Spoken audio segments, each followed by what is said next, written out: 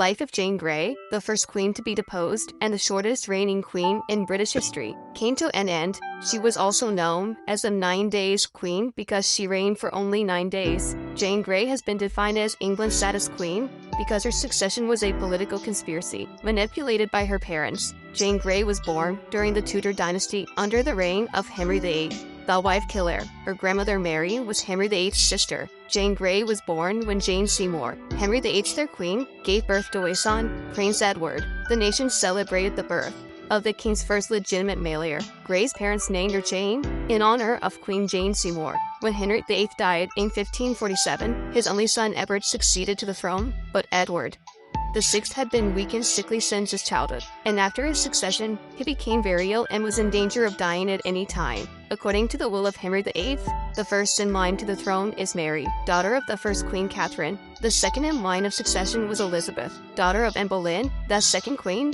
However, with the complicity of John Dudley, the Lord Regent, Edward VI excluded his two sisters, who were of different religions, from the succession, and instead named his Protestant cousin Jane Grey as his first in line to the throne. Jane Grey was educated from the age of 3 and was known for her intelligence and learning. Her family's privileged circumstances also protected her as a kind and innocent girl. That's why she'll be used as a political pawn. On this day, while the family was out hunting, Jane Grey chose to sit alone by the window and read. A visit from a priest interrupts her peace and quiet. He saw her reading Plato and discussed the death of Socrates.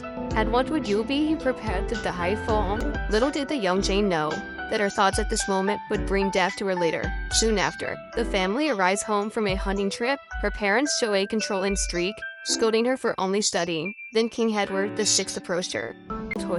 Edward's support made Jane feel very secure. The two of them shared the same interests and had a good conversation, and Duke John took the opportunity to make a deal with Jane's mother to marry his youngest son, Guilford, so that he could once again hold power in his hands when Jane succeeded to the throne. But Guilford's reputation as a womanizer was already well known. The well-read and abandoned-minded Jane, of course, did not want to commit her life to a man who was a philanderer, but her controlling mother would not allow Jane to resist.